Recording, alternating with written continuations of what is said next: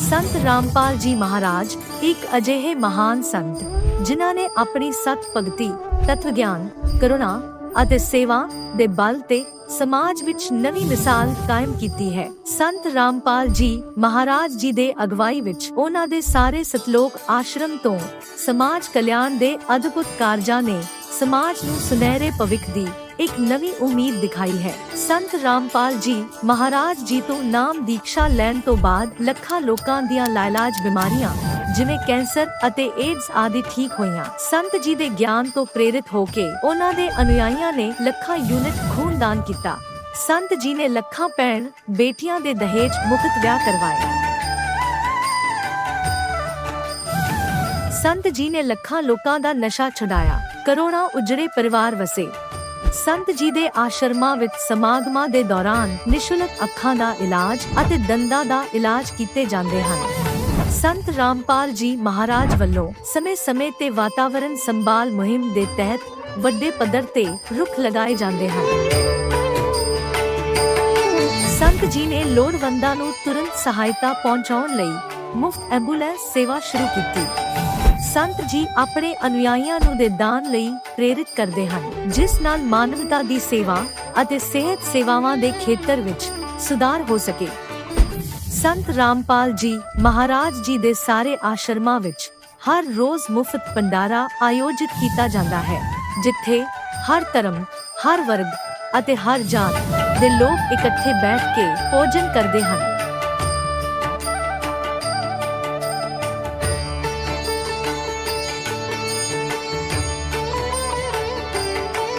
संत रामपाल जी महाराज दे आश्रमां विच हजारां बुजुर्गां नूं सन्मान ਅਤੇ ਪਿਆਰ ਨਾਲ ਜੀਵਨ ਜਿਉਣ ਦਾ ਮੌਕਾ ਮਿਲਦਾ ਹੈ। ਉਹਨਾਂ ਦੇ ਖਾਣ, ਰਹਿਣ ਅਤੇ ਸਿਹਤ ਦੀ ਪੂਰੀ ਜ਼ਿੰਮੇਵਾਰੀ ਸੰਤ ਰਾਮਪਾਲ ਜੀ ਮਹਾਰਾਜ ਚੱਕਦੇ ਹਨ।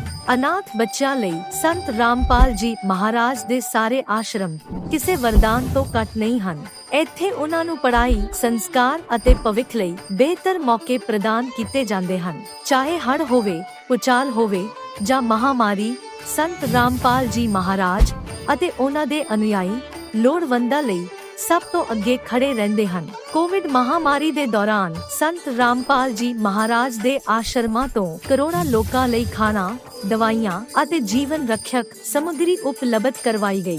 ਚਾਹੇ ਗਰੀਬਾਂ ਦੀ ਮਦਦ ਹੋਵੇ ਜਾਂ ਸ਼ੋਸ਼ਿਤ ਅਤੇ ਪੀੜਿਤ ਵਰਗ ਦੇ ਹੱਕਾਂ ਅਤੇ ਸਨਮਾਨ ਦੀ ਲੜਾਈ, ਸੰਤ ਰਾਮਪਾਲ ਜੀ ਮਹਾਰਾਜ ਨੇ ਹਮੇਸ਼ਾ ਹੀ ਉਹਨਾਂ ਦੀ ਦਬੀ ਆਵਾਜ਼ ਨੂੰ ਸਰਕਾਰਾਂ ਤੱਕ ਪਹੁੰਚਾਇਆ ਹੈ ਅਤੇ ਉਹਨਾਂ ਨੂੰ ਉਚਿਤ ਨਿਆਂ ਦਿਵਾਉਣ ਵਿੱਚ ਅਹਿਮ ਭੂਮਿਕਾ ਨਿਭਾਈ ਹੈ। ਸਮਾਜ ਵਿੱਚ ਅਧਿਆਤਮਿਕ ਅਤੇ ਸਮਾਜਿਕ ਮੁੱਲਾਂ ਪ੍ਰਤੀ ਜਾਗਰੂਕਤਾ ਲਿਆਉਣ ਲਈ ਸੰਤ ਰਾਮਪਾਲ ਜੀ ਮਹਾਰਾਜ ਹਰ ਕਦਮ ਤੇ ਮਾਨਵਤਾ ਦੇ ਸੱਚੇ ਸੇਵਕ ਸਾਬਤ ਹੋਏ ਹਨ।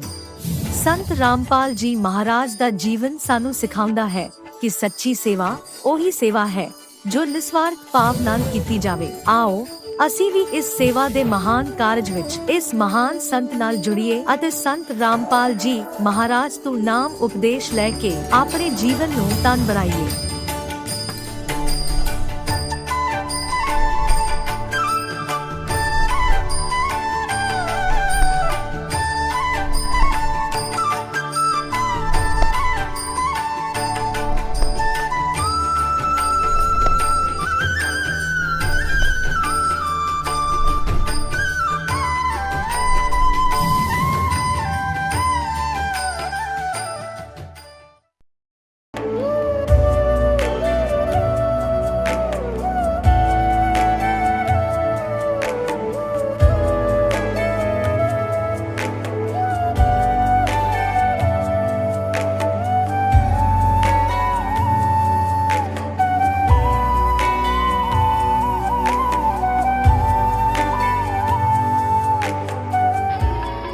प्रभु राम देव भगवान अल्लाह खुदा ईश आदि नाम एक ही शक्ति के हैं।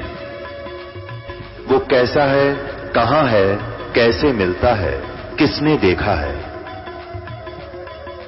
ये प्रश्नवाचक चिन्ह पूर्ण रूप से हटाने के लिए अवश्य सुनिए जगत गुरु तत्वदर्शी संत रामपाल जी महाराज के अमृत वचन, सर्व पवित्र धर्मों के पवित्र शास्त्रों के आधार पर। नमस्कार दर्शकों, ये है भीकमलाल जी जो छत्तीसगढ़ के राजनांद गांव के निवासी हैं, जो एक सच्चे गुरु की तलाश में कई गुरु, संत, महंत की शरण में गए। उनकी बताई साधना, व्रत, उपवास, देवी देवताओं की पूजा अर्चना बड़े ध्यान से करते रहे, मगर किसी भी लाभ से वंचित रहे। एक दिन उन्होंने सच्चे सद्गुरु का सत्संग सुना, वहीं से भीकमलाल जी की किस्मत बदली और फिर उन्होंने उन महान जगत गुरु, तत्वदर्शी संत के ज्ञान से प्रभावित होकर सन 2013 में उनसे नाम उपदेश लिया। सवाल ये है, आखिर भीकमलाल जी को अन्य धर्म गुरुओं की बताई साधना को क्यों त्यागना पड़ा? आखिर ऐसी कौन सी रहस्यमयी भक्ति बताई उस महान तत्वदर्शी संत ने, जिससे भीकमलाल जी की सभी समस्याएं, सभी कष्ट समाप्त हो गए? तो आइए सुनते हैं भीकमलाल जी की सतभक्ति के सफर की सच्ची कहानी, उनकी अपनी जुबानी। नमस्कार सर। नमस्कार सर। सर क्या नाम है आपका? सर मेरा नाम भीकमलाल साहू। भीकमलाल जी आप कहाँ से हैं? सर मैं छत्तीसगढ़ राजनांदगांव जिला ग्राम नागलदा से हूँ। भीकमलाल जी, संत रामपाल जी महाराज जी से नाम उपदेश आपने कब लिया? संत रामपाल जी महाराज से मैं सन 2013 को लिया जी। भीकमलाल जी, संत रामपाल जी महाराज जी से जुड़ने से पहले आप क्या भक्ति साधना करते थे? संत रामपाल जी महाराज से नाम उपदेश लेने के पहले मैं मेरे परिवार नांदियापन से भक्ति करते थे, चौका आरती का कार्यक्रम करते थे। कोई भी सुख का कार्य या दुख का कार्य हो, उनको बुलाकर हम चौका आरती का कार्य करते थे। और गांव में जो देवी देवता, गणेश पूजा और नवरात्रि व्रत ऐसे करते थे। और निखिल एक पंथ चलाए हैं, एक समागम करते हैं, निखिल मंत्र विज्ञान करके उसका पत्रिका आता है, उससे भी उपदेश लिया था। ओम शांति से भी जुड़ा हुआ था। इस तरह से मैं संत रामपाल जी महाराज से नाम दीक्षा लेने के पूर्व मैं साधना भक्ति किया करता था। मैं नांदियापन से कबीरपंथ थे और उन्हीं का चौका आरती का कार्यक्रम कराते थे और इन्हीं लोगों को कबीरपंथी कहा जाता था पहले। इस टाइप का कबीरपंथी मैं था। सर जैसे कि आपने बताया कि आप नादिया पंथ से, जो कबीर साहिब जी को ही मानते थे, वहाँ पे भक्ति साधना करते थे और भी आप अनेकों पंथों में गए। फिर आपने संत रामपाल जी महाराज जी से नाम उपदेश लिया। तो पहले जो आप भक्ति साधना करते थे वह भी कबीरपंथी थे और संत रामपाल जी महाराज जी भी कबीरपंथी हैं। तो आप उस भक्ति को छोड़कर हजारों किलोमीटर दूर संत रामपाल जी महाराज जी की शरण में क्यों गए? संत रामपाल जी महाराज से नाम उपदेश लेने का एक बड़ा ही कारण है। मैं भक्ति साधना करता था, सब जगह तीर्थ व्रत भी करता था, लेकिन शांति कहीं पे नहीं मिलता था, किसी भी प्रकार का सुख नहीं मिलता था, दुख ही दुख रहता था। कभी किसी प्रकार का परिवार में दुख, जैसे भक्तमती का पथरी, ये इन सब साधनाओं को करते करते पथरी का बीमारी हो गया और वो बहुत परेशानी से मेरे को सामना करना पड़ा, जिस कारण से मैं संत रामपाल जी महाराज से उपदेश लिया और मैं बहुत मानसिक तनाव से गुजर रहा था जिस टाइम पे मैं संत रामपाल जी महाराज से नाम उपदेश लिया। संत रामपाल जी महाराज से नाम उपदेश मैं हिसार बरवाला से नाम उपदेश लिया। सर जैसा कि आपने बताया कि आपने संत रामपाल जी महाराज जी से हजारों किलोमीटर दूर नाम उपदेश लिया, आप बहुत ज़्यादा परेशान थे। तो क्या संत रामपाल जी महाराज जी से नाम उपदेश लेने के बाद आपको लाभ भी हुए? क्या अनुभव रहे आपके? संत रामपाल जी महाराज से नाम उपदेश लेने के बाद मेरा बहुत बड़ा ही अनुभव रहा। जैसे मैं पहले बताया कि मेरे श्रीमती को पथरी का जो प्रॉब्लम था वो तो पहले मैं ऑपरेट तो करवा दिया था, उससे थोड़ा छुटकारा तो मिल गया था, लेकिन डॉक्टर ने ऐसा परहेज बता दिया था कि वो उसको टमाटर नहीं खाना है, हरी सब्जी नहीं खाना है, सेमी नहीं खाना है और इस तरह से प्रोटीन वाली चीज़ नहीं खानी है, कैल्शियम वाली चीज़ नहीं खानी है। तो इन सारी चीज़ों को नहीं खाना तो वो तो शारीरिक दुर्बलता के अंतर्गत आता है। तो ये मेरे लिए बहुत ही चिंता का विषय था। तो इस तरह से संत रामपाल जी महाराज से नाम उपदेश लेने के बाद मेरी भक्तमती ने ये सारी चीज़ें उसी दिन से ही स्टार्ट कर दिया। संत रामपाल जी महाराज के ज्ञान और उसके इंटरव्यू पहले से देख लिए थे अन्य भक्तों का, तो जिससे विश्वास बन गया था कि यहाँ से हम अगर नाम दीक्षा लेते हैं तो हमें संत रामपाल जी महाराज पूर्ण लाभ देंगे, ऐसा विश्वास बन गया था। उसी विश्वास के आधार पर उन्होंने उसी दिन से जिस दिन से नाम दीक्षा लिया, उन्होंने ये दूध पी और टमाटर वाली सब्जियां खाई। पथरी की दिक्कत थी, पथरी को तो ऑपरेट करके निकलवा दिया था, लेकिन परहेज ऐसा बताया था कि जिससे मतलब लाइफ टाइम उसको कैल्शियम वाली चीज़, हरी सब्जी और ये टमाटर वाली चीज़ें नहीं खानी है, ऐसा करके। तो संत रामपाल जी महाराज से उपदेश लेने के बाद आज पूरा 10 वर्ष हो गया, पूरी कैल्शियम वाली चीज़ें, हरी सब्जी, टमाटर वाली सब्जी, सब चीज़ खाती है। किसी भी प्रकार का उनको कोई दिक्कत नहीं है, कोई भी परेशानी नहीं है। और वो पथरी के नाम से हमको 1 रुपये का दवाई आज तक दोबारा लेना नहीं पड़ा। ये सबसे बड़ा लाभ मेरे को मिला। नाम दीक्षा लेने से पहले जो पथरी का ऑपरेशन कराया था, उसके बाद से उसके रीढ़ की हड्डी में ऐसा दर्द रहता था कि वो कुछ काम नहीं कर पाती थी, जिससे मुझे बहुत परेशानी होता था कामकाज में। आर्थिक रूप से मैं वीक होते जा रहा था क्योंकि दवाइयों में पैसा लग जाता था। तो जिस दिन से संत रामपाल जी महाराज से नाम उपदेश लिया, उसके कुछ समय पश्चात मुझे मैंने अपनी पत्नी से पूछा कि तुम्हारी रीढ़ की हड्डी में दर्द रहता था। बताई कि अब परमात्मा की, संत रामपाल जी महाराज की दया से ये सब परेशानी से मैं ठीक हूँ, ऐसे करके। तो इस तरह से मेरे को ये सारे लाभ हुए हैं और आर्थिक रूप से भी मेरे को बहुत अच्छा लाभ मिला है। और एक परेशानी और था, मेरे बेटे का एक्सीडेंट हो गया था, गाड़ी से गिर गया था, जिससे उसके सिर में चोट आया था। तो वो मैं चोट आया था तो उसको जिला अस्पताल में एडमिट किया था। जिला अस्पताल में एडमिट करने के बाद वहाँ इलाज बताए, टेस्ट वेस्ट देखे। 24 घंटे के बाद उन्होंने मेकाहारा, छत्तीसगढ़ में मेकाहारा रायपुर हॉस्पिटल है, वहाँ पे रेफ़र कर दिया। मैं बहुत ही चिंतित हुआ कि हे भगवान, अब क्या होगा, मैं तो यहाँ ठीक हो जाएगा करके, मेरे पास पैसे भी नहीं हैं और मैं कैसे इलाज कराऊँगा। तो रोते हुए मैं मन ही मन प्रार्थना किया, फिर प्रार्थना भी लगाया। तो मैं ले तो गया उस हॉस्पिटल से, तो अब ले जाना ही था क्योंकि वो रेफ़र कर रहे हैं। तो मैं लेके चला गया, तो एक टेम्पो वाले को बुलाया और उन्होंने बताया कि भाई एक हॉस्पिटल और है रायपुर जाने से पहले, तो पल्स हॉस्पिटल का पता दिया। तो मैं बोला ठीक है, मेरे पास में भी पड़ता है तो मैं वहीं ले जाता हूँ सर। वहाँ पे भी ले गए मैं लड़के को, तो वहाँ उन्होंने भी कुछ नहीं बोला, अभी हम 24 घंटे हम कुछ नहीं बोलेंगे, ऐसे करके। फिर संत रामपाल जी महाराज से अरदास लगाया था, तो उसका प्रार्थना का जवाब भी आया कि आप भक्ति करो, परमात्मा दया करेंगे। तो संत रामपाल जी महाराज की दया से ऐसी कृपा हुआ कि मेरे बेटे को 3 दिन में ही वहाँ से मतलब छुट्टी मिल गए और सकुशल मैं घर आ गया, पूर्ण रूप से ठीक हो गया। जो मेरा खर्चा ऐसा था कि 50,000 तक जा सकता था, जिसमें परमात्मा ने 8,000 रुपये का खर्चे में मेरा टाल दिया परमात्मा ने। तो इतनी दया बख्शी है मालिक ने मुझ पर, संत रामपाल जी महाराज ने। क्या क्या गुण गाऊँ, परमात्मा पल पल दया बख्शते रहते हैं। मेरे पास घर नहीं था, पार्टीशन हुआ, घर नहीं मिला मुझे, जो घर थे वो भाइयों को मिला, मैं छोटा सा एक रूम मिला। परमात्मा ने आज इतनी दया बख्शी है, मेरे 4 रूम का एक बड़ा हॉल और 4 रूम का घर दे दिया मुझे। इस तरह से लाभ मेरे को संत रामपाल जी महाराज से नाम दीक्षा लेने के बाद हो रहा है।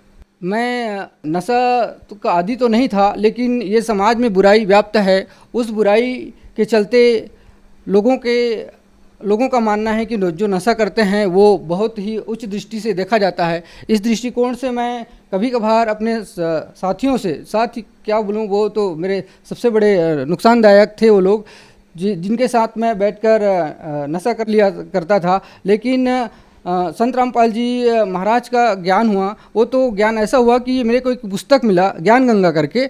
उसी पुस्तक को पढ़ते ही मेरे को ऐसा लगा कि बहुत बड़ा झटका लगा कि मैं क्या ऐसा कर रहा हूँ, ये तो बहुत ही छूने की चीज़ नहीं। उसमें लिखा था कि जो एक बार जो शराब पीता है वो 70 जन्म तक कुत्ते को प्राप्त होते हैं। तो मेरे दिल में ऐसा ठेस लगा, मैं नाम उपदेश लेने से पहले ही वो मैं नशा त्याग चुका था पूर्ण रूप से। मैं एकदम से ऐसा लग गया कि नशा करने की चीज़ नहीं होती। और लाभ एक ऐसा हुआ भगत जी, मेरे को अभी एक 3-4 महीने करीब 3-4 महीने पहले एक ऐसा एक्सीडेंट हुआ मेरा बाइक से कि मैं बाइक अलग फेंका गया। वो ऐसा हुआ कि 3 लड़के ऐसे अपने रास्ते पे जा रहा था, वो लोग अचानक से बाइक को अपने ऐसा आड़ा कर दिए और मेरा जो बाइक का स्पीड था 40 का स्पीड था, और 40 की स्पीड में कंट्रोल करना बहुत ही मुश्किल होता है। तो मैं कंट्रोल नहीं कर पाया, उसकी गाड़ी से ऐसे टक्कर हुआ और गाड़ी अलग फेंका गया, मैं अलग फेंका गया। वहाँ पे वो जो कोकलेन मशीन था वो भी था, लेकिन मालिक ने ऐसा बचाया मेरे को कि वो कोकलेन का ये इतना दूरी था, कोकलेन मतलब एक बीता लगभग बचा रहा होगा, वहीं पे जाके मैं गिरा। तो थोड़ा सी मेरे को खरोच आया और मेरे संत रामपाल जी महाराज ने मुझे आज उनकी भक्ति से मेरे को जीवन मिला है। आज मैं उसी का गुणगान कर रहा हूँ। सर, जैसा कि आपने बताया कि आप संत रामपाल जी महाराज जी से इसलिए जुड़े कि आपको उनसे लाभ मिलें। छत्तीसगढ़ को कबीरपंथियों का गढ़ माना जाता है और संत रामपाल जी महाराज जी भी कबीरपंथी हैं, तो फिर आपने संत रामपाल जी महाराज जी को ही क्यों चुना? ये बहुत अच्छी प्रश्न आपने किया है सर जी। संत रामपाल जी महाराज आज पूरे विश्व में देखा जाए तो महान संत है। वो इसलिए महान संत है क्योंकि लोगों को यही पता नहीं है कि परमात्मा कौन है, किसकी भक्ति करनी चाहिए और किसकी नहीं करनी चाहिए। तो संत रामपाल जी महाराज आज पूरे विश्व को शास्त्र के अनुसार ये प्रमाण करके बता दिया कि कबीर साहब जो 600 साल पहले काशी बनारस में आए हुए थे वो परमात्मा हैं और उनकी भक्ति करने से हम जीवों का उद्धार होगा। ये निष्कर्ष निकाल के, सदग्रंथ का निष्कर्ष निकाल के आज पूरे मानव समाज को बता रहे हैं, जिससे हम सबका कल्याण हो रहा है। सर, संत रामपाल जी महाराज जी से नाम उपदेश कैसे ले सकते हैं? संत रामपाल जी महाराज से नाम दीक्षा लेना बहुत ही आसान है। आज संत रामपाल जी महाराज की दया से डिस्ट्रिक्ट लेवल पे नामदान केंद्र खुले हुए हैं और विभिन्न चैनलों में संत रामपाल जी महाराज ने दया बख्शी है। सत्संग का कार्यक्रम चलते हैं, उसमें पीली पट्टी चलती है, उसमें नंबर आते हैं। उस नंबर को कॉल करके अपने नज़दीकी नामदान केंद्र का पता करके आप नाम दीक्षा प्राप्त कर सकते हो, बिल्कुल निःशुल्क, फ्री। धन्यवाद सर। सत साहिब जी। अब जगत गुरु तत्वदर्शी संत रामपाल जी महाराज जी के सत्संग के माध्यम से उस अद्वितीय आध्यात्मिक ज्ञान के बारे में जानते हैं जिसके माध्यम से आप भी प्राप्त कर सकते हैं ऐसे आध्यात्मिक, मानसिक और भौतिक सुख जो अभी तक आपने सिर्फ मीराबाई, ध्रुव, प्रहलाद जैसे कुछ ही भक्तों की जीवन कथा में सुने होंगे। अब सुनिए तत्वदर्शी संत के संग शास्त्र अनुकूल भक्ति सत्संग, ऐसा अद्वितीय आध्यात्मिक ज्ञान जिसका है सर्वधर्मों के पवित्र शास्त्रों में प्रमाण। परमात्मा ने साथ में लाई छलांग और पकड़ के वह मछली और बाहर काट दी और गोरखनाथ बना के बैठा दिया।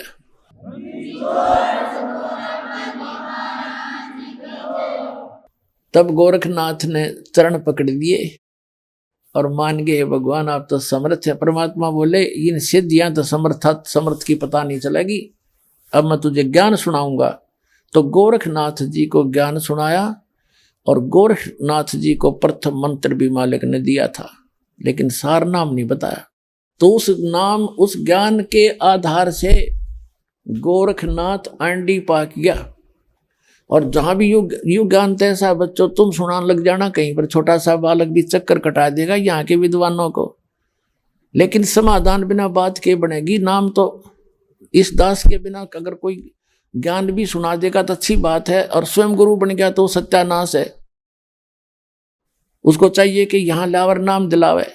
गोरखनाथ को चाहिए था कि गुरु जी के पास लाते, उनसे उपदेश दिलाते, लेकिन उसने स्वयं गलती की, आप फिर गुरु बन बैठा। और ज्ञान बड़ी दुनिया में वाह वाह होगी, वह गोरख जैसा ज्ञान नहीं, बड़ा विद्वान पुरुष है। परमात्मा कहते बेखा के लश्कर फिर ये वाणी चोर कठोर, और सतगुरु धाम ना पहुंचेंगे ये 84 के ढोर। तो कबीर साहब कहते हैं सूक्ष्म वेद में कहा, गोरख से ज्ञानी गणेश सुख दे जति जिहान, और सीता सी बहु भारिया ये संत दूर स्थान। गोरख जैसे ज्ञानी गणे धक्के खाते, पर इनसे लाभ होना ही नहीं, क्योंकि वो मोक्ष दे ही नहीं सकते, वो अधिकारी नहीं है। और सीता जैसी नेक पत्नियां भी बहुत मिल जाएंगी जो पतिव्रता होंगी, लेकिन संत का मिलना बड़ी मुश्किल सी बात है। तो पुण्यात्माओं, आज आपको वो सुदुर्लभ हो गया। ये दास वो संत है, कोट्यों मध्य कोई नहीं रह झूमकरा, अरबों में कोई गर्क सुनो रह झूमकरा। श्रीमद् भगवद गीता में कहा 7वें अध्याय के 19वें श्लोक में, बहु नाम जन्मा नाम अंते ज्ञानवान माम प्रबते, और वासुदेव सर्वमिति स महात्मा सुदुर्लभ है। कि बहुत बहुत जन्मों के अंत में कोई ज्ञानी व्यक्ति ब्रह्म तक की पूजा, मेरी पूजा करता है, नहीं तो ब्रह्मा विष्णु महेशान उपासना में फंसे रहते हैं। और ये बताने वाला कि वासुदेव सर्वमिति, वासुदेव का अर्थ है जो ओवरऑल कंट्रोलर, जिसका सबके ऊपर आधिपत्य हो, वो कुल का मालिक ही सब कुछ है, वो पूर्ण परमात्मा ही मोक्षदायक है, वही सब कुछ है, उसी की भक्ति से मोक्ष होगा। कहते हैं ये बताने वाला महात्मा तो बड़ी मुश्किल से प्राप्त होगा। उसके विषय में कहा, ज्ञानी गोरख से ज्ञानी गणे और सुखदेव जति जहान और सीता सी बहु भारिया संत दूर स्थान। संतों के घर बहुत दूर है, तो संत बहुत दुर्लभ मिलेगा। तो पुण्यात्माओं, आपको सुलभ हो गया वो संत। ये दास बैठे अपना कल्याण कराओ और सारे विश्व में डंडोरा पीट दो, उनका भी कल्याण होगा।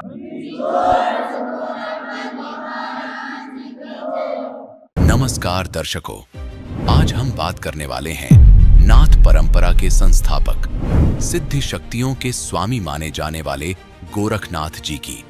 उन्हें अद्वितीय सिद्धि और शक्तियों का धनी माना जाता है, जो उन्होंने अपनी तपस्या के माध्यम से प्राप्त की थी। वे नाथ परंपरा का प्रचार करने, ज्ञान चर्चा के लिए अलग अलग संत महात्माओं के पास जाते थे और अपनी शक्ति का प्रदर्शन करते थे। लेकिन एक बार जब नाथ जी ने अपनी सिद्ध शक्तियों का प्रदर्शन पूर्ण परमात्मा कबीर जी के सामने किया, तो उनकी सिद्धि फीकी पड़ गई।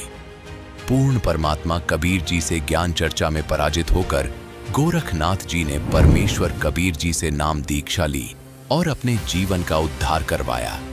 अब देखिए गोरखनाथ और कबीर परमेश्वर जी की ज्ञान गोष्ठी की यह 2D animation video.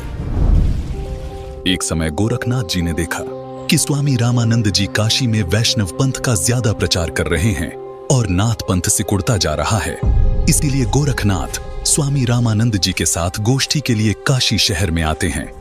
Swami Ramanand जी, जो काशी शहर के प्रसिद्ध संत थे और वेदों के मर्मज्ञ ज्ञाता माने जाते थे, उन्होंने अपने 1400 ऋषि शिष्य बना रखे थे और ज्ञान प्रचार के लिए भी उन्हें जगह जगह भेजते थे।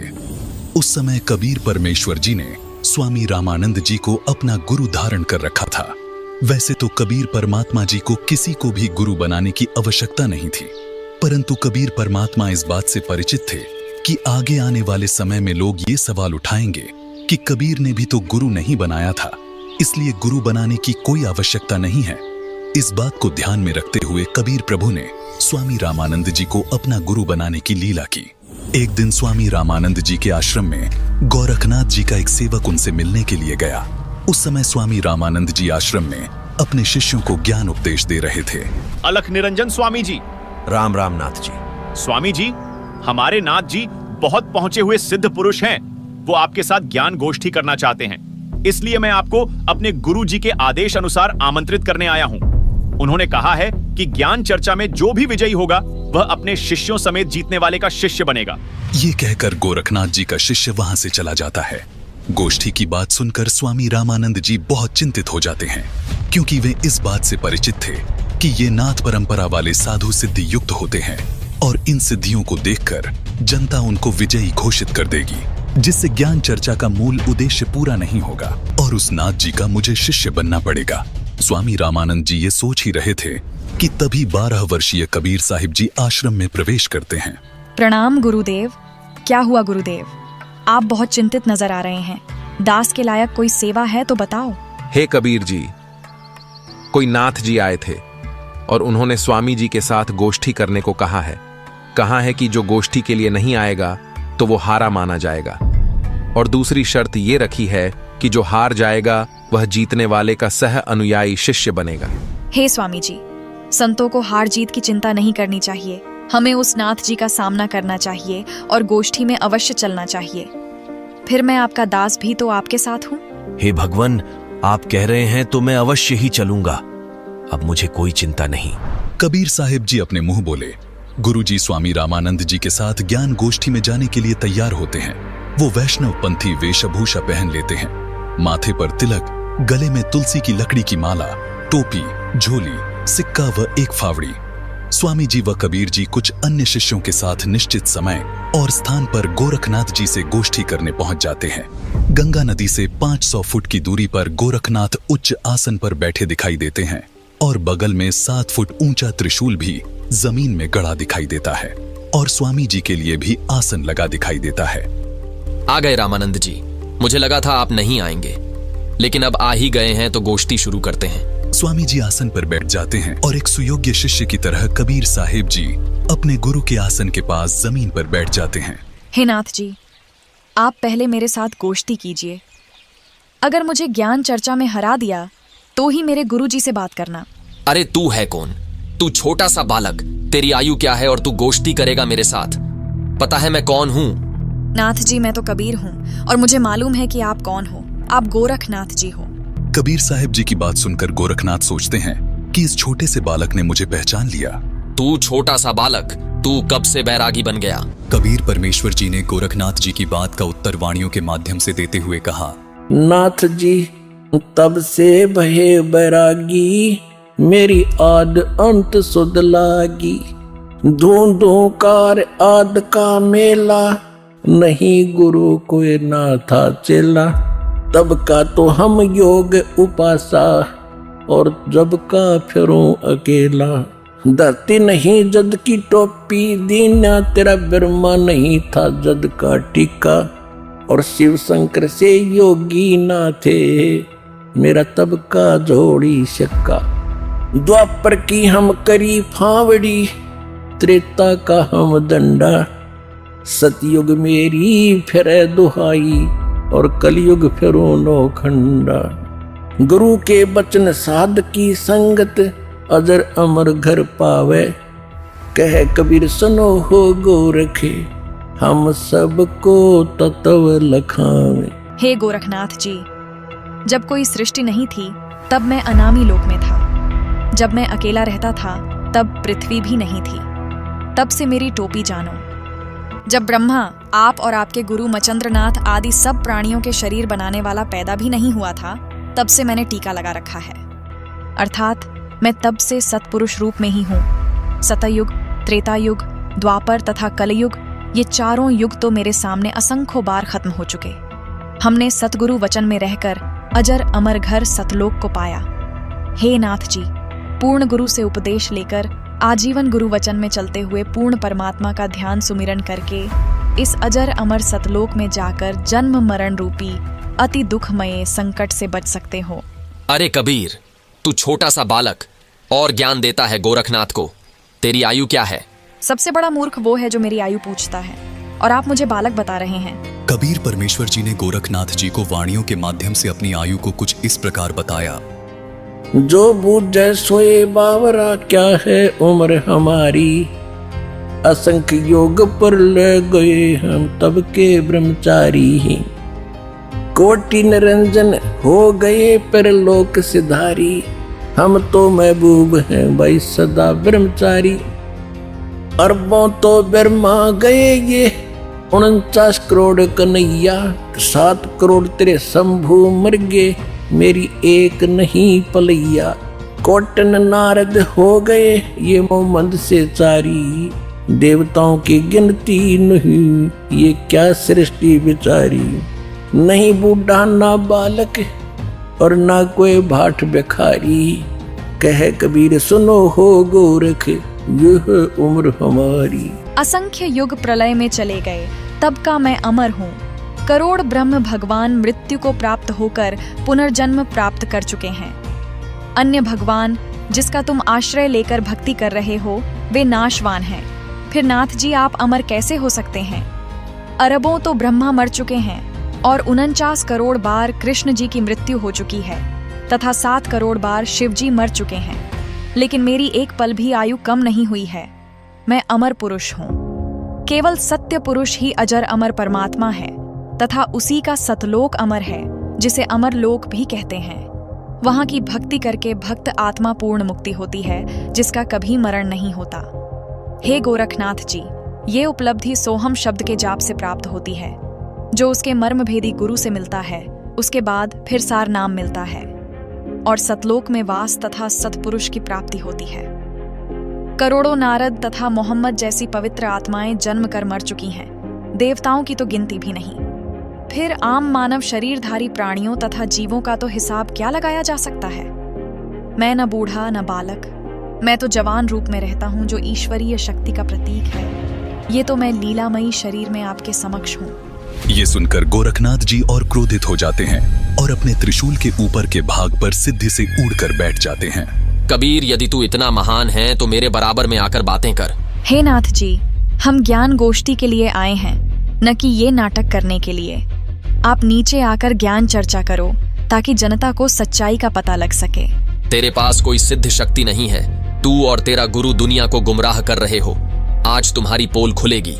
अगर शक्ति है तो आओ बराबर में, यहीं चर्चा करेंगे, नहीं तो हार स्वीकार कर लो। ठीक है गोरखनाथ जी। कबीर जी अपनी कुर्ते की जेब से 150 फीट लंबी धागे की रील निकालते हैं और उसके एक छोर को पकड़कर सीधा ऊपर की तरफ फेंक देते हैं। धागा सीधा खड़ा हो जाता है और कबीर साहिब जी उस धागे के अंतिम छोर पर जा बैठते हैं। नाथ जी, अब आप आओ मेरे बराबर में, यहाँ बैठकर चर्चा करेंगे। गोरखनाथ ज्यों ही ऊपर की तरफ उठते हैं वैसे ही धड़ाम से नीचे गिर जाते हैं।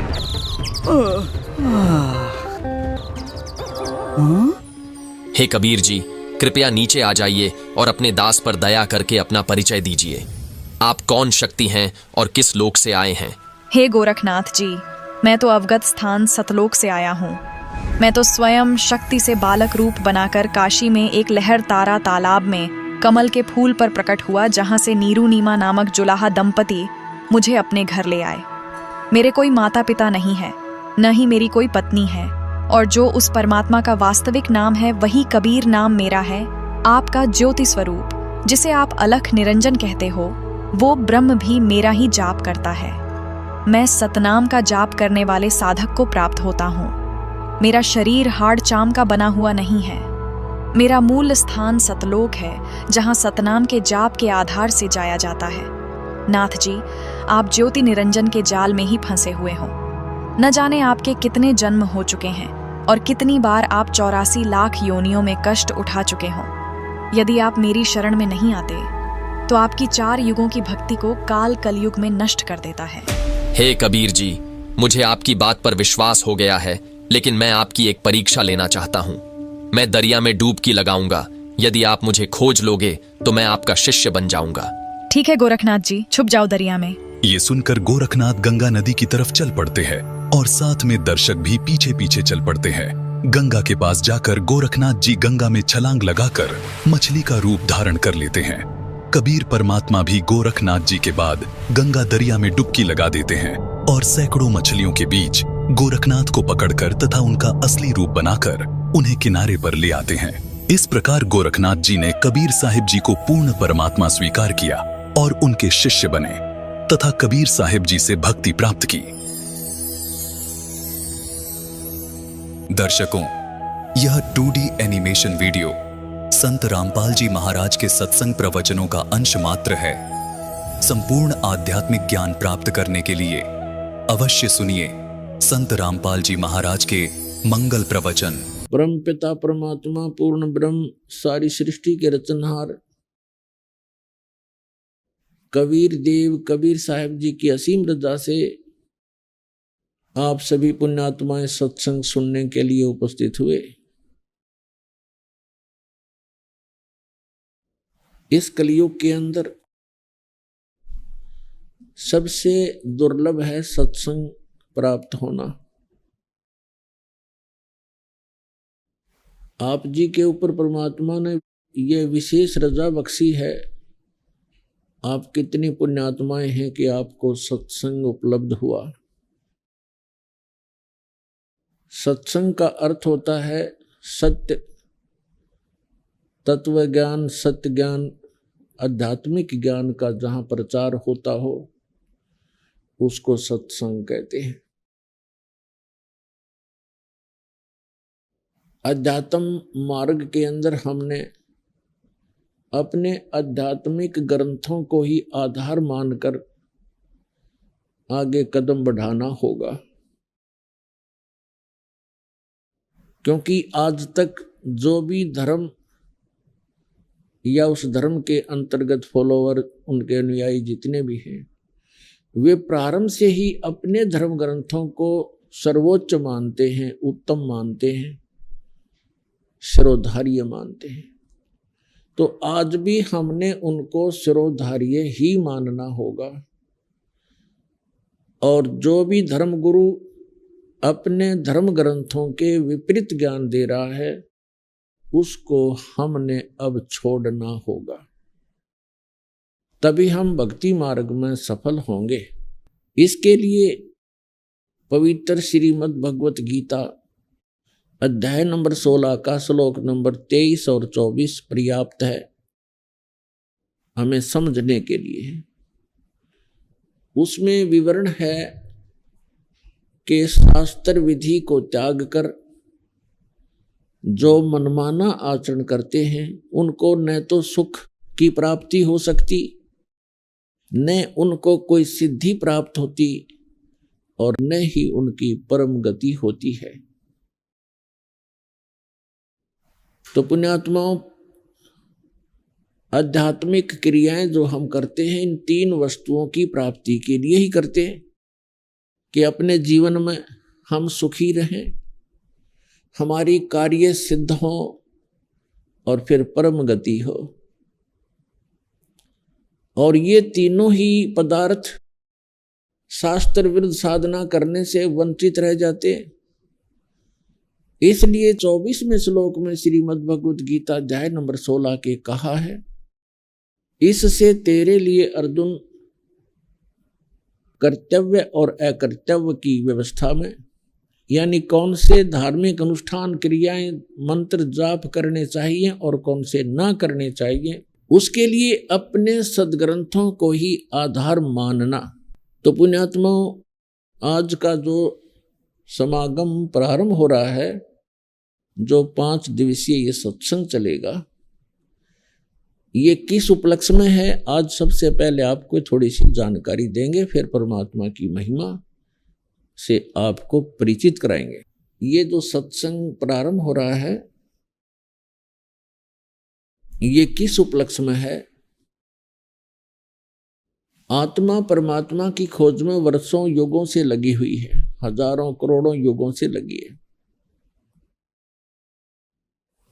और हम अपने सदग्रंथों में ये भी पढ़ते आए हैं कि जो सत साधना करते हैं, मर्यादा में रहकर सत भक्ति करते हैं, वे ऐसे स्थान पर चले जाते हैं जहां से लौटकर फिर प्राणी कभी संसार में नहीं आता। प्रमाण के लिए श्रीमद् भगवत गीता अध्याय नंबर 15 के श्लोक नंबर 1 से लेके 4 में प्रमाण किया है कि तत्वदर्शी संत की प्राप्ति के उपरांत,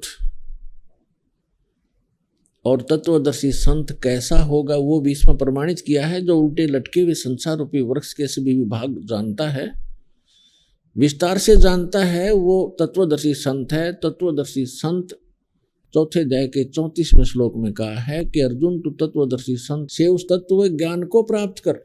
तो यहाँ 15वें अध्याय के 4 श्लोक में कहा है कि तत्व ज्ञान की प्राप्ति के उपरांत उस तत्व ज्ञान से इस अज्ञान को काटकर,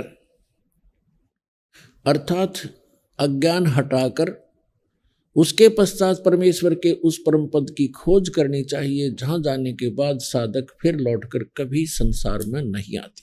और जिस परमेश्वर ने संसार रूपी वृक्ष की रचना की है, यानी सारे ब्रह्मांडों की जिसने रचना की है, केवल उसी की भक्ति करो। गीता ज्ञान दाता जो श्री कृष्ण जी के अंदर प्रवेश करके बोल रहा है, वो ब्रह्म है, सरपुरुष है। वो अपने विषय में कहता है कि अर्जुन, तेरे और मेरे बहुत जन्म हो चुके हैं, तू नहीं जानता, मैं जानता हूं। मेरे कर्म और जन्म अलौकिक हैं, दिव्य हैं। प्रमाण के लिए श्रीमद् भगवद गीता अध्याय नंबर 2 श्लोक 12, अध्याय नंबर 4 श्लोक 5 और 9, अध्याय नंबर 10 श्लोक 2 में ये गीता ज्ञानदाता स्वयं कहता है कि मेरी भी जन्म मृत्यु होती है और मेरे उपासक की भी जन्म मृत्यु होती है और आपकी भी होती है। अभी तक जो हमारे धर्म गुरु श्री कृष्ण जी की पूजा का हमें विधान बताते थे, यदि हम ये मानकर चलें कि श्रीमद् भगवद गीता का ज्ञान श्री कृष्ण जी बोल रहे हैं, वैसे तो सच्चाई आपको बताई दी दास ने। श्री कृष्ण जी के अंदर ये सरपुरुष यानी काल ज्योत स्वरूपी निरंजन, जो जिसे योगी लोग ब्रह्म कहते हैं, ऋषि लोग जिसे ब्रह्म कहा करते हैं, वो बोल रहा है। और वो 21 ब्रह्मांड का स्वामी है। और श्री कृष्ण जी विष्णु जी के अवतार हैं। श्री विष्णु समझो से श्री कृष्ण समझो। ये केवल एक ब्रह्मांड में 3 लोकों पर, पृथ्वी लोक, स्वर्गलोक और पाताल लोक, इन 3 लोकों पर केवल एक विभाग के प्रभु हैं, स्वामी हैं। विष्णु जी सतोगुण विभाग के, यानी श्री कृष्ण कहो, विष्णु कहो, और ब्रह्मा जी रजोगुण विभाग के मंत्री समझो, साहब समझो, मालिक समझो, खुदा समझो। और श्री शंकर जी जो है ये तमोगुण विभाग के स्वामी समझो, प्रभु समझो। ये केवल इतने ही मालिक। तो गीता ज्ञान दाता जो भी आप समझते थे उसी को सोचकर चलिए, वही मानकर चलिए। वो कह रहा है कि मेरे तो जन्म मृत्यु होते हैं और वो कोई और परमात्मा है जिसकी शरण में जाने से 18वें अध्याय के 62वें श्लोक में कहा है, अर्जुन तू सर्वभाव से उस परमेश्वर की शरण में जा, उसकी कृपा से तू परम शांति को और सनातन परम धाम को प्राप्त होगा। तो यहां हमने अब समझना है कि वो परमात्मा कौन है, जिसके विषय में गीता ज्ञानदाता भी प्रमाणित कर रहा है कि उसी की शरण में जाओ, उससे आपको वो स्थान मिलेगा जहां जाने के बाद फिर लौटकर कभी संसार में नहीं आओगे। वो शाश्वत स्थान है। तो अब हम जो प्रसंग चला है कि ये आत्मा परमात्मा को युगों से खोज रही है, और हम पिछले इतिहास देखते हैं अपने ऋषि महर्षियों के, उन्होंने हजारों हजारों वर्ष तपस्याएं की, साधनाएं की, अनुष्ठान किए कि भगवान मिले, कल्याण हो। लेकिन यदि उनका मार्ग ठीक होता तो वही मार्ग वो हमें बताया करते थे, तो हम सभी चले जाते और पृथ्वी खाली हो जाती। अब यहां शंका एक और उत्पन्न होती है। कई भक्तजन श्रद्धालु कहते हैं कि यदि पृथ्वी खाली हो जाएगी तो यहां कौन रहेगा। तो ये बालक सोच होती है। एक बिल्कुल अबोध बच्चा ये बातें कर सकता है जिसको कुछ भी ज्ञान नहीं। अब ये कोई सुख का स्थान थोड़ा ही है, हर चीज का अभाव यहां पर, और सारा जीवन हम अपने इस पेट पोषण पर ही लगा देते हैं और बीच में ही मृत्यु हो जाती है। इतना गंदा स्थान यहाँ रहने की इच्छा हमारी क्यों बन रही है? क्योंकि हमें उस अन्य सुख में लोक का ज्ञान नहीं और वहां जाने का कोई समाधान नहीं। अब जैसे चंद्रमा खाली पड़ा है, ऊपर के ग्रह ये सभी खाली पड़े हैं, तो एक पत्थर ये भी पड़ा रहेगा। हमने कौन सा ठेका ले रखा है यहीं पर गर्मी और सर्दी और भूख प्यास इन कैंसर से पीड़ित होकर मरने और जीने की? यह तो हमारी मजबूरी है। जब हम ऐसे स्थान पर चले जाएंगे जहां हमें शरीर इतना अच्छा मिलेगा जिसमें कोई रोग नहीं, निरामे मिलेगा। निरामे, आमे माने रोग होता है, निरामे माने निरोग शरीर मिलेगा। और ऐसा ही वहां दुनिया होगी आपकी, ऐसे आपका परिवार होगा जो कभी मृत्यु को प्राप्त नहीं होगा। और वहां एक ऐसा शिष्टाचार होगा, यहाँ तो कहते बहु सास ने गड़न लाग रही है या सास बहु के सर हो रही है, रोज कोई ना कोई पंगा जी ने बना रहता है जीव के। हम ढीठ होकर जी रहे हैं, कोई विकल्प दिखाई नहीं दे रहा। तो हम ऐसे स्थान पर चले जाएंगे जहां कोई दुख नहीं, कोई वृद्धावस्था नहीं। अब कौन वृद्ध होना चाहता है, कौन रोगी होना चाहता है? और सभी हो रहे हैं। कौन मरना चाहता है? और सभी मर रहे हैं। तो ऐसे गंदे लोक में और फिर कोई ये कहे कि ये खाली हो जाएगा, ये तो जितना शीघ्र खाली हो उतना अच्छा। ये रहने का स्थान है। कहीं फ्लड आ रही है, मर गई दुनिया, कहीं पर भूकंप आ गया है, कहीं पर वैसे सूखाग्रस्त, कोई रोग से मर रहा है, कोई किसी तरह करा रहा है। तो ये तो एक बूचड़ खाना है ये पृथ्वी लोक, और ये स्वर्ग लोक यहाँ के, ये कोई स्थान ठीक नहीं है। तो परमात्मा की खोज में हम युगों से लगे हुए हैं, और यदि उन ऋषि महर्षियों का मार्ग सही होता तो हम चले जाते वहां पर, हम इस संसार में नहीं रहते। इसका कारण यही रहा कि हमारे सदग्रंथों का भी ज्ञान हमारे धर्मगुरुओं को नहीं था। वर्तमान के अंदर तो बिल्कुल ही बिजली गिर गई है, और विशेषकर इस हिंदू धर्म में तो कमाल कर दिया। इस अध्यात्म मार्ग में जो घोटाला देखा है इस हिंदू धर्म के अंदर, और अन्य धर्मों में नहीं देखने को मिलता।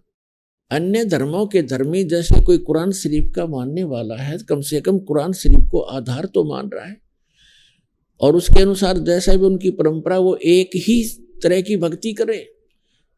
इसी प्रकार ईसाई धर्म में देख ले, मुसलमान सिख धर्म में देख लो, और हिंदू धर्म में देख ले, जितने गुरु उतनी ही पूजा, जितने जो ज्ञान है उतने ही देवता। कोई कुछ पूज रहा है, कोई कुछ पूज रहा है, कोई कुछ बता रहा है, कोई कुछ बता रहा है, कोई आधार नहीं। जबकि हमारे सदग्रंथ हैं उनको तो देखिए हम झांक के, तो हमारे धर्म गुरुओं को हमारे धर्म ग्रंथों का भी ज्ञान नहीं था। इस कारण से हमारे उन अनमोल रत्न, जो अनमोल खजाना हमारे ही घर में छुपा पड़ा था, ये हमारे धर्मगुरु उसको हमारे सामने रख नहीं सके, जिस कारण से हम गरीब से गरीब होते चले गए। हम आध्यात्मिक गरीब हो गए, निर्धन हो गए। कबीर साहब कहते हैं, कबीर सब जग निर्धना और धनवंता ना कोई, धनवंता सो जानिए जिस पर राम नाम धन होए। तो हमारे पास राम नाम धन नहीं रहा, जिस कारण से हम भिखारी बन गए। तो पुण्यात्मा, अब हमने फिर राम नाम के धन को पुनः संग्रहित करना है शास्त्र अनुकूल साधना करके। अब आज का जो समागम प्रारंभ हुआ है, इसका उपलक्ष्य है कि ज्येष्ठ सुदी पूर्णमासी को वो परम अक्षर ब्रह्म जो हमारे पिता हैं, जो हमारे हमदर्द हैं, जो हमारे दुख में दुखी होते हैं, जो हमें सुखी करने के लिए, और सतलोक जो स्थान हम छोड़कर आए हैं जहां हम सुखी रहा करते थे, उसकी खबर बताने के लिए, खबर देने के लिए, उसकी जानकारी देने के लिए वो परमात्मा स्वयं ही आते हैं। और ये हमारे सदग्रंथ भी प्रमाणित कर रहे हैं। ऋग्वेद मंडल नंबर 9 सूक्त नंबर 86 और मंत्र नंबर 26 और 27 में, ऋग्वेद मंडल नंबर 9 सूक्त 82 मंत्र 1, 2, 3 में, ऋग्वेद मंडल नंबर 9 सूक्त 20 मंत्र 1 में, ऋग्वेद मंडल नंबर 9 सूक्त 94 के 94 के मंत्र नंबर 1 में, ऋग्वेद मंडल नंबर 9 सूक्त 95 के मंत्र नंबर 2 में, ऋग्वेद मंडल नंबर 9 सूक्त 96 के मंत्र 16 से लेकर 20 में, ऋग्वेद मंडल नंबर 9 सूक्त 54 मंत्र 3 में, ऋग्वेद मंडल नंबर 9 सूक्त 1 मंत्र 8 और 9 में, और भी अनेक स्थानों पर चारों वेदों के अंदर ये प्रमाण दिया है कि वो परमात्मा जो सर्वशक्तिमान है, सभी सर्वोत्पादक प्रभु, सबकी उत्पत्ति करने वाला, वो परमात्मा ऊपर रहता है ध्रुवलोक के तीसरे पृष्ठ पे। ध्रुवलोक माने तेजो में लोक, जो सौ प्रकाशित पृथ्वी सतलोक है। उस पृथ्वी पर वो परमात्मा एक गुम्बज के अंदर राजा के समान, सिर पर मुकुट है, ऊपर श्वेत छत्र है दाता के, और सिंहासन यानी तख्त पर विराजमान है। तो जिन महापुरुषों ने परमात्मा को वहां देखा, उन्होंने भी बताया है परमात्मा का साक्षात्कार जिनको हुआ है, क्योंकि वो परमात्मा स्वयं ही उनको लेकर के सतलोक गए थे, अपना निज स्थान दिखाकर उनको वापस छोड़ा था। उनमें से एक हैं आदरणीय गरीबदास साहिब जी, गांव छुडानी, जिला झज्जर, हरियाणा वाले। उन्होंने कहा कि श्वेत छत्र और सिर मुकुट विराजे, देखत ना उस चेहरे नु, गरीबदास ये वक्त जात है, रोगे इस पैरे नु। यानी वो परमात्मा के सिर पर सफेद छत्र है एक ऊपर, जैसे ये छत्र आप छतरी देखते हो छोटी सी, ये तो आर्टिफिशियल है, वहां परमात्मा की ओरिजिनल है।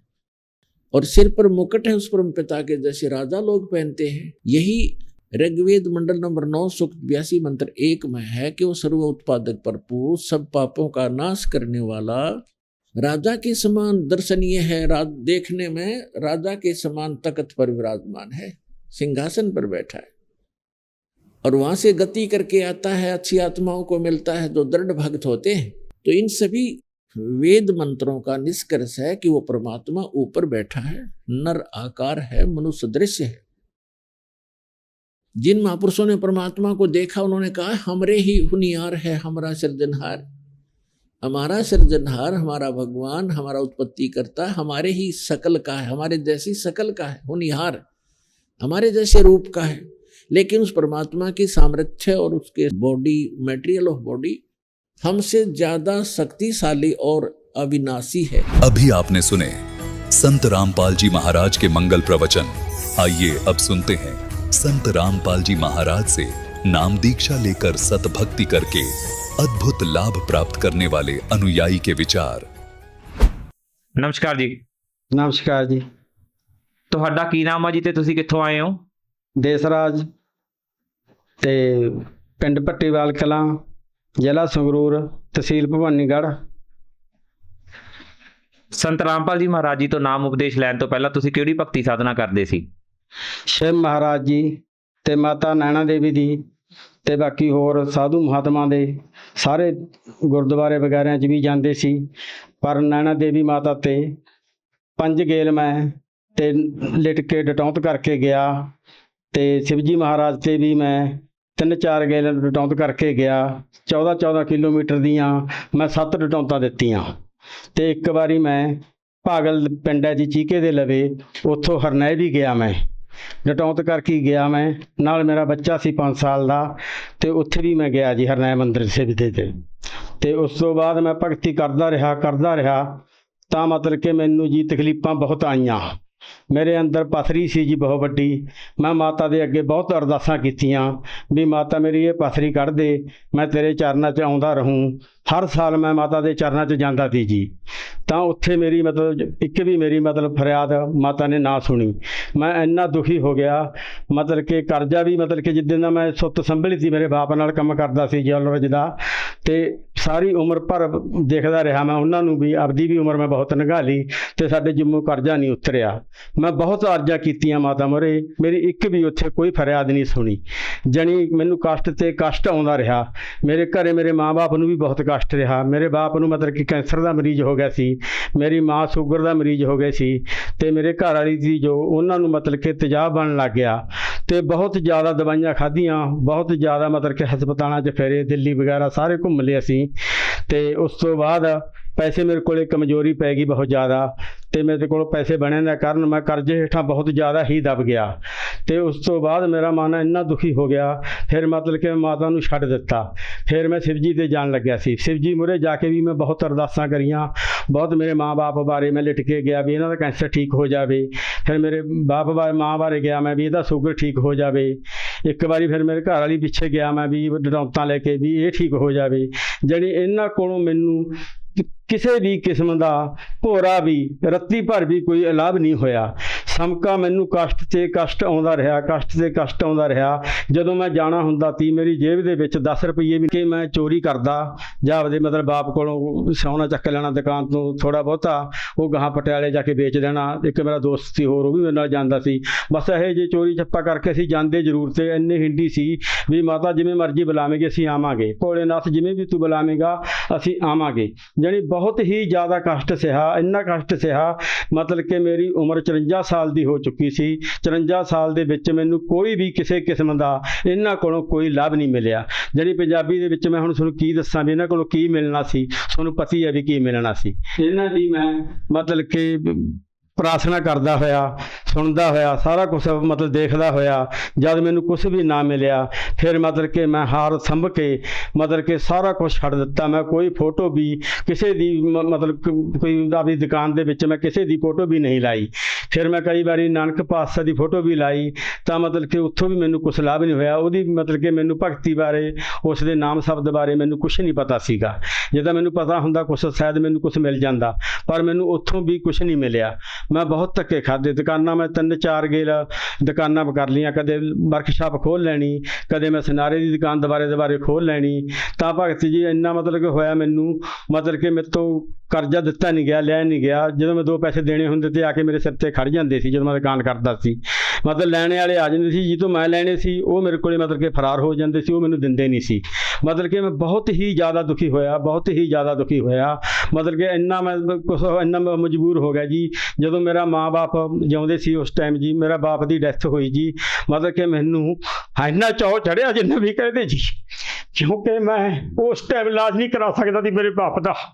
ਮੇਰੇ ਕੋਲ ਕੋਈ ਪੈਸਾ ਨਹੀਂ ਸੀ। ਮੈਂ ਉਸ ਟਾਈਮ ਇਹਨਾਂ ਦੀ ਬਰਫਾਂ ਪਿਸ ਨੂੰ ਮੇਸ ਦੀ ਭਗਤੀ ਕਰਦਾ ਸੀ। ਇਹਨਾਂ ਨੇ ਮੈਨੂੰ ਕੋਈ ਵੀ ਮਤਲਬ ਕਿ ਲਾਭ ਨਹੀਂ ਦਿੱਤਾ ਮੈਨੂੰ। ਫਿਰ ਮੇਰੀ ਮਾਂ ਮਰੀ, ਉਦੋਂ ਵੀ ਇਹੀ ਹਾਲ ਸੀਗਾ ਤੇ ਉਦੋਂ ਵੀ ਮੇਰੇ ਕੋਲ ਕੋਈ ਪੈਸਾ ਨਹੀਂ ਸੀ। ਮੈਂ ਬਹੁਤ ਤੰਗ ਸੀ ਤੇ ਜਦੋਂ ਨਾ ਲਾਭ ਮਿਲਿਆ ਮੈਂ ਉਹ ਵੀ ਫਿਰ ਛੱਡ ਦਿੱਤਾ, ਸਾਰਾ ਕੁਝ ਛੱਡ ਦਿੱਤਾ ਜੀ। ਮੈਨੂੰ ਕੁਝ ਨਹੀਂ ਮਿਲਿਆ ਜੀ। ਫਿਰ ਮੈਂ ਸ਼ਰਾਬ ਪੀਂਦਾ ਸੀ ਬਹੁਤ ਜ਼ਿਆਦਾ ਜੀ, ਮੈਂ ਤੇ ਖਾਂਦਾ ਪੀਂਦਾ ਰਿਹਾ ਜੀ ਮੈਂ। ਤੇ ਉਸ ਤੋਂ ਬਾਅਦ ਬਸ ਮੈਨੂੰ ਕਿਸੇ ਨੇ ਇਹਨਾਂ ਨੇ ਜਦੋਂ ਨਾ ਲਾਭ ਦਿੱਤਾ ਜੀ, ਮੈਂ ਛੱਡ ਕੇ ਬੈਠ ਗਿਆ ਜੀ। ਤੇ ਬਸ ਆਪਦਾ ਕਾਹੀ ਵਰਕਸ਼ਾਪ ਖੋਲ ਕੇ ਬੈਠ ਗਿਆ, ਇਹੀ ਕੰਮ ਕਰਦਾ ਰਿਹਾ ਜੀ ਮੈਂ। ਬਸ ਆਪਦਾ ਖਾ ਲਿਆ ਕਰਾਂ, ਪੀ ਲਿਆ ਕਰਾਂ ਜੀ, ਪੈ ਜਾ ਕਰਾਂ ਜੀ, ਖਾ ਲਿਆ ਕਰਾਂ, ਪੀ ਲਿਆ ਕਰਾਂ ਜੀ, ਪੈ ਜਾ ਕਰਾਂ ਜੀ।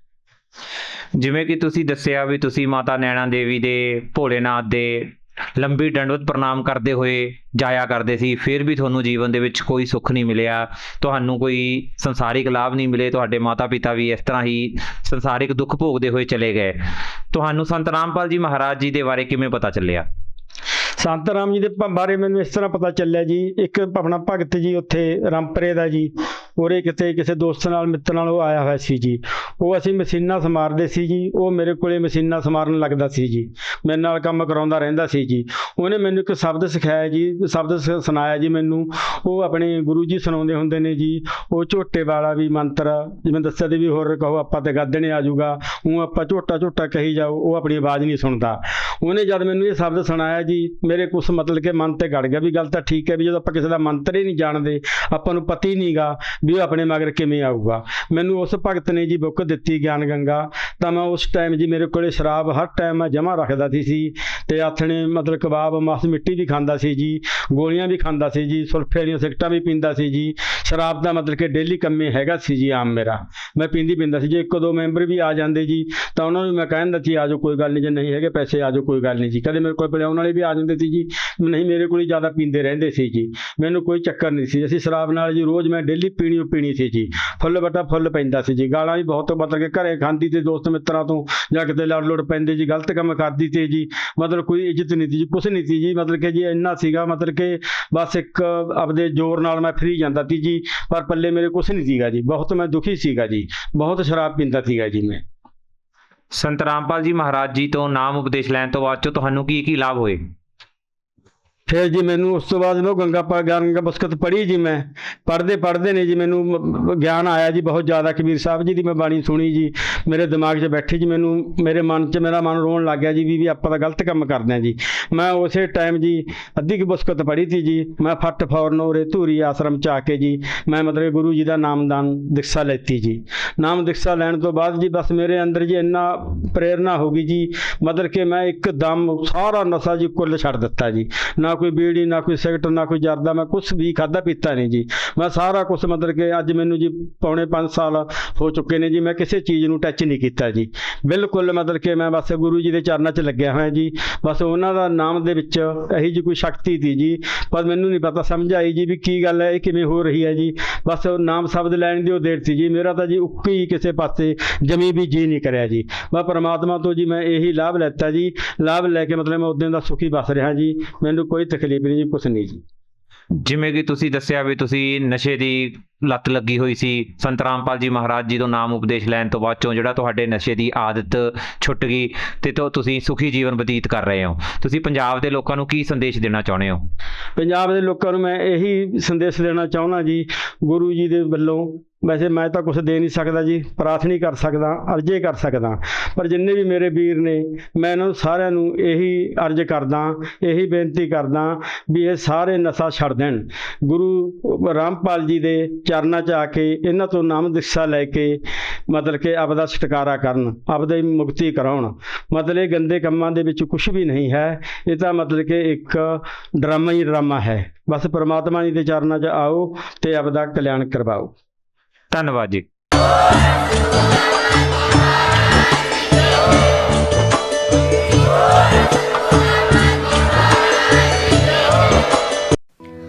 आप सुन रहे थे जगत गुरु तत्वदर्शी संत रामपाल जी महाराज के मंगल प्रवचन। अधिक जानकारी के लिए संपर्क करें।